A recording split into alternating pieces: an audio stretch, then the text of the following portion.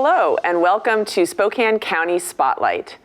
I'm Commissioner Amber Waldreth, and my guest today is founder and clinical director of Maddie's Place, Tricia Hughes, and also joining us is Spokane County Community Services Director, Justin Johnson. Tricia and Justin, welcome to the program. Good morning. Good morning. Thank you for having us. Thank you for being here. I'm honored to be highlighting a very important organization on today's program. Maddie's Place is a first of its kind medical resource and recovery nursery for babies experiencing withdrawal due to prenatal substance exposure. And the concerning rise in opioid abuse has fueled the development of a really unique recovery service that we call Maddie's Place here in Spokane. But before we get started, maybe you could each give our audience a little bit of an introduction to your background. So why don't you start, Tricia? Okay.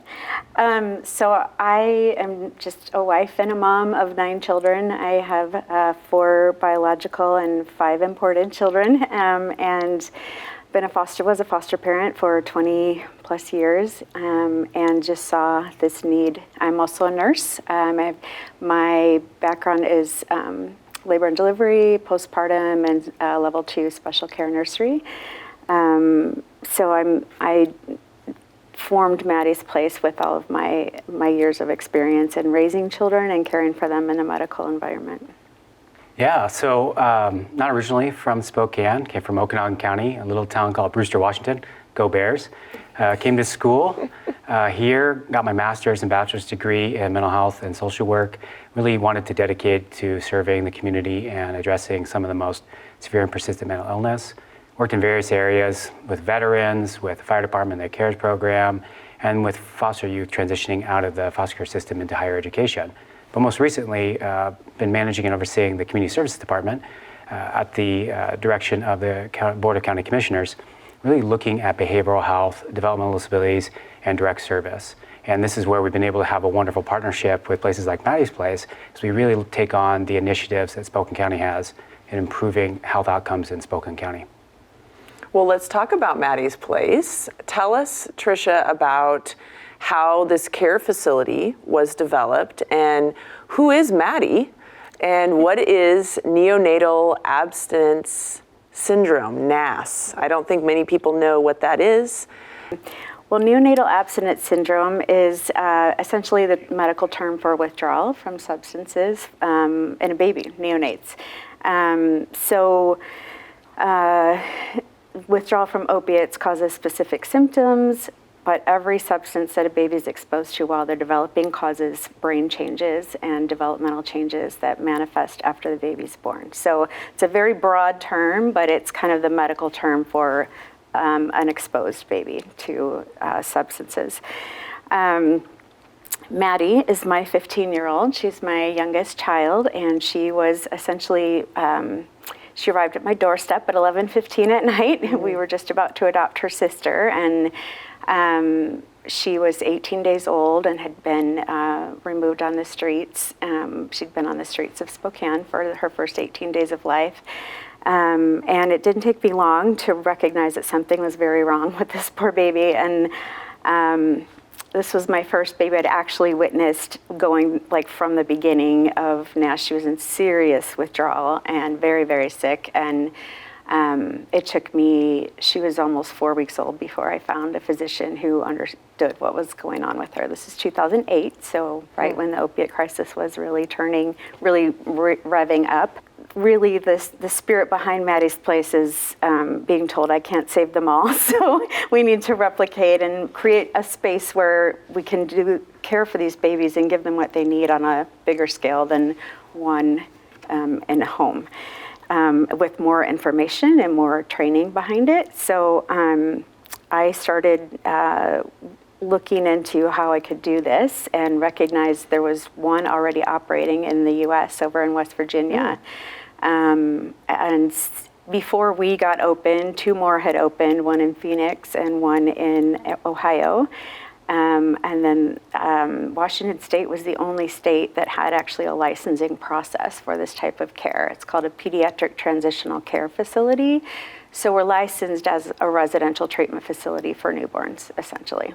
So give our audience a sense of what are some of the services then that you offer at Maddie's Place. I've been able to take a tour, and it's a lovely facility, and especially you're trying to keep the parents and the kids connected, right? The babies. Yes. So we can take babies whose parents aren't ready for treatment yet, but every licensed bed that we have for babies, which is 16, can accommodate a parent as well. One parent at a time. They can trade off if they're both in treatment, but that's the requirement, that they need to be in treatment when they come and stay with their baby. And then we're providing, our service is licensed for babies, but we designed it in such a way that we can come alongside parents and really wrap around them and link them to community services, offer our relationship and the ability to sit beside them caring for their baby and watch others caring for babies that are having the same needs as their babies. We recognize that a lot of what we do is by modeling for parents and then just caring for them, helping them learn to care for themselves for the first time maybe in a long time. For babies, it's specific non-pharmacological care. We can use medications like morphine and clonidine. What we're finding is they tend to need less when they're in the environment that we created because it's very low stimulation, low light, low sound. We're careful about the way we handle our babies and even the way we feed them.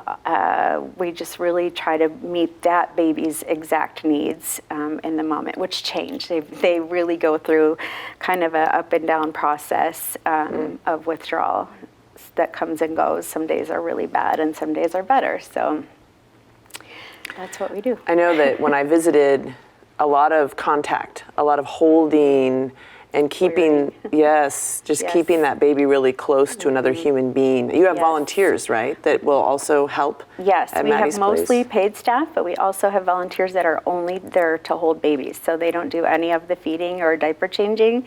They just hold them because that co-regulation is what, like a big word that describes what we're doing for our babies. We're keeping ourselves calm and keeping them close so that they can calm themselves. Their brains are essentially on fire, their whole nervous system. So we're teaching them to learn to calm down and regulate their bodies and get into that rest and digest state. So Justin, this has been an emerging partnership between the county and Maddie's Place. The opioid epidemic continues to be a public health crisis, and it's like here in Spokane, like all across the state and across the country. So tell us a little bit about Spokane County's support for Maddie's Place, and how did it come about? How did the partnership come about, and how did you find out about Maddie's Place, and what are your thoughts about their method? One of our mandates at the Community Services Department with Spokane County is really looking at trends in the community and the needs that exist for behavioral health and really health initiatives. And that means working with partners, statewide partners, community stakeholder leaders. And in one of those meetings, they mentioned to us, hey, have you heard about this program, Maddie's Place? They do this wonderful thing with babies. And of course, what they're doing is such a unique aspect between the medical and the behavioral health area that it's such a niche. And then we found out it's one of 4 only in the nation. And so, of course, we opened up to coming out there and just seeing what they're doing, because you can only hear so much, but you got to see it. And the moment we walked through the door, my team just fell in love, not only with the amazing people that work there and volunteer, especially Tricia, she's amazing, but also because of the very unique modality that they use to treat and provide services. And it's a real solution now to addressing a very critical and devastating aspect of the opioid epidemic. I mean, having individuals that are receiving that long-term support, maintaining families together, is really what that is the heart and core of what Maddie's Place is doing. It's not just babies, and it's a wonderful aspect of who doesn't like to help babies, but it really looks to bring all of that together and say, long-term, what do we want for our community? And then more personally, my background, I came out of the foster care system, so these babies have similar histories that I have, and so I have a personal desire to see it grow because I know what it can become. Here I am leading a lot of the initiatives in the Department of Spokane County, and what future did most people think that I had coming out of that system? So for me, it's the potential that exists for a healthier, more vibrant community. Not every parent, as you said, is ready to go through treatment, Right. but some that are, you provide support for both the adult and the baby to go through this withdrawal process and then try and get them stabilized, right? Yes. So the funding, though, I wanted to get into some of the funding challenges because I know the Board of Commissioners has been able to identify some funds and put them towards Maddie's Place for this next year, and I'm very proud that we're able to do that. But there's been a lot of, because it's so innovative, there's been a lot of challenges finding funding. Is it behavioral health? Is it medical health? Where is the funding source to support this very unique approach, right? Yes. To care, so tell us a little bit about where those struggles have been. I know that the community's really stepped up with a lot of Yes. private donations. Absolutely. And there's been some public funding. So talk about that and where we go from here in terms of sustainability. We are looking for a way to be funded that doesn't cause us to be reliant on babies in beds. You know, we don't think there's going to be any shortage once word is truly out about what we do and which babies qualify to come, but we want to be able to provide the best care for every baby and every mom for as long as they need it. So yes, sometimes we keep babies a little bit longer who are with their mom because their mom doesn't have housing yet, and we're not going to discharge them to the streets. So we really are looking for a way to be funded that allows us to do that, because that's when true change is happening, when they leave us and they've got to start. They're not back to this cycle of where am I going to eat tonight? Where are we going to live? What are we going to do? So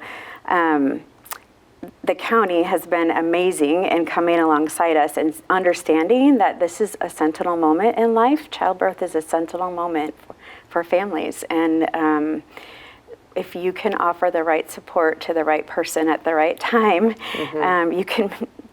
The possibilities are endless, really. So I'll let you talk about the grant and yeah. So I think it's for emerging, especially emerging evidence-based practice, oftentimes it's hard for existing systems to immediately and rapidly respond. And so that's where we're working with the state to identify ongoing funding. I think there's recognition that money exists, but how does that incorporate because of the unique aspect of the program? So as the state is evaluating this, and I believe there is going to be a final report given out in the next year or so, kind of where's the state going to look to fund this? Because there are Medicaid dollars available.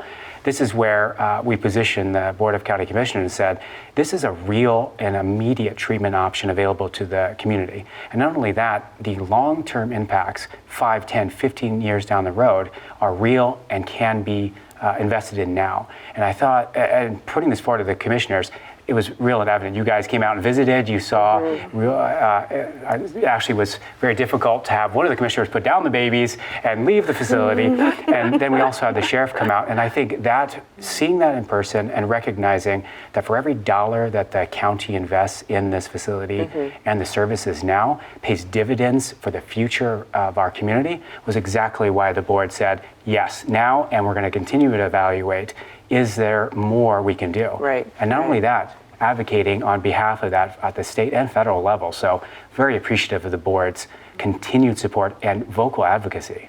Investing early in our children in Spokane County, especially those who are have major, these babies are experiencing major health impacts. Yes.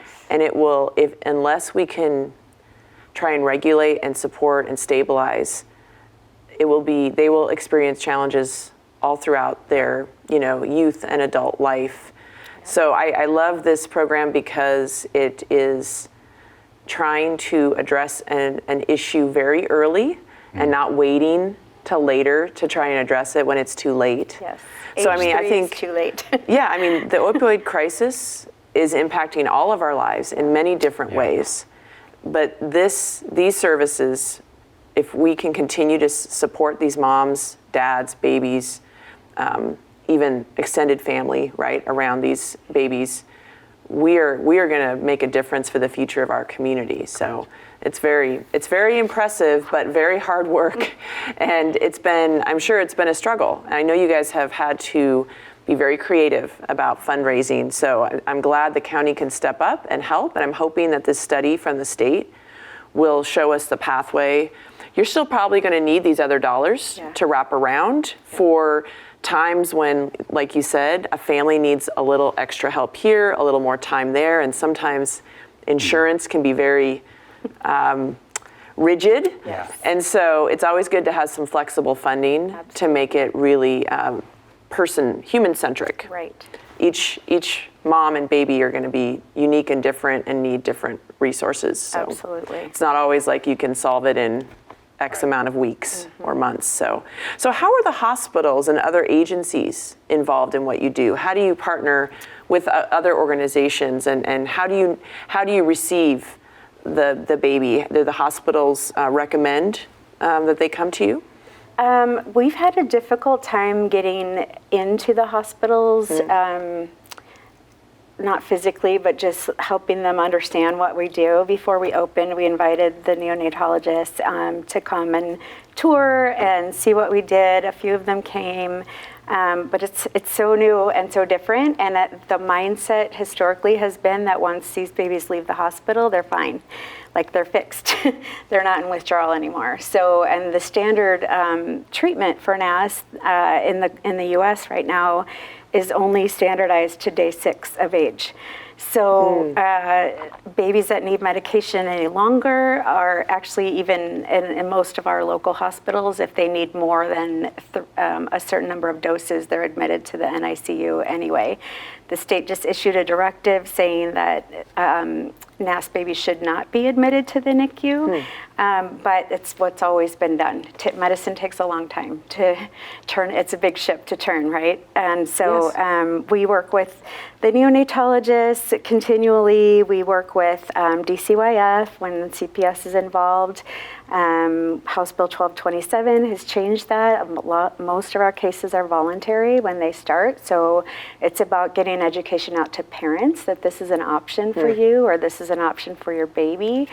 And what's great is all the 30 moms that came through last year are out there telling their friends, you need to go to Maddie's place, take your baby to Maddie's place. So that's really some of the best publicity we have. But I do a thing in training where I draw a baby on the board, and there's like 12 people interacting with that one baby in the community from all the different agencies that are involved with the parent and the baby itself. So we juggle a lot of relationships and keep a lot of balls in the air with each baby, but we really try to just do the best thing we can by each individual baby. When I visited, you guys had expanded into a back space of this. Was it the former Vanessa Behan Crisis Nursery? Yep. Okay, and you expanded into a new space. So you've been doing some expansion to be able to support the more moms and babies. Are there future plans to expand services or further enhance any of the work that you're doing, like maybe going upstream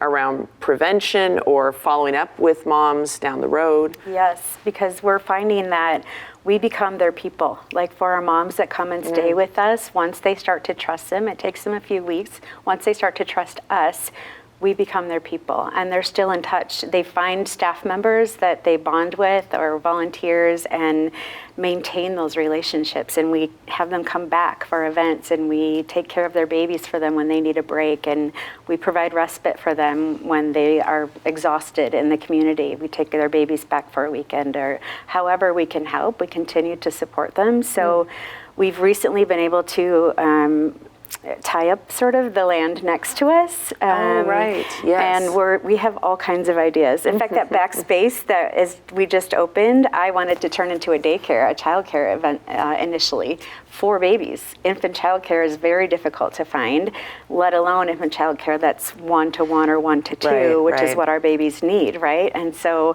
how cool would it be if we could provide a birth to 12-month childcare that's specifically people that have been trained by Maddie's Place to care for our babies, because the reality is most of them end up in childcare pretty quickly when they go to the community. So childcare, housing for moms, because the housing options are slim and Yes. safe and clean are not words that are often associated with the housing they can obtain, unfortunately. So we'd love to have a place where they can be right near the people that have supported them for the last 2 months while they've been at Maddie's place. So housing, a clinic, childcare, all kinds of ideas for. We'd love also to be able to house pregnant women.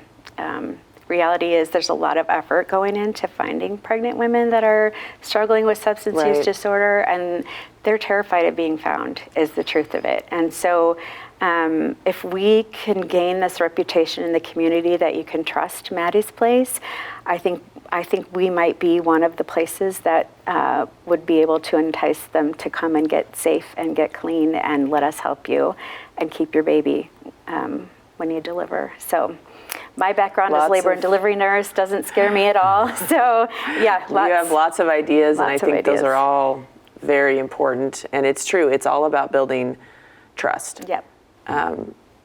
And having that trusted person and having these moms that have gone through, Yep. if they can be those voices to others in the community to let them know, hey, that you can come here, you can trust these folks, they're here to help you. Yes. So many people who are caught up in the opioid crisis, they've lost trust in everything, which is, and they're struggling in our community. So Yes. thank you for what you're doing, and I love your future ideas, and I think there's a lot we can accomplish here in Spokane. So Justin, talking about the opioid crisis, one of the things that Spokane County will be doing in the next year is starting to hopefully invest some of the opioid settlement money. So maybe you can talk about, there's a survey that was sent out. We're getting input at the county about the best uses of these dollars that were through settlements with drug companies that came through Washington State, and Spokane County is receiving a portion of those. So talk about, how we could use those dollars for Maddie's Place or other efforts in Spokane County, and how can people get more aware of that? Yeah, at the direction of the Board of County Commissioners, we made available public comment for input, and that survey was available across Spokane County. And the community was able to give input on key priorities and demographic areas that they would like to be addressed in alignment with the One Washington MOU.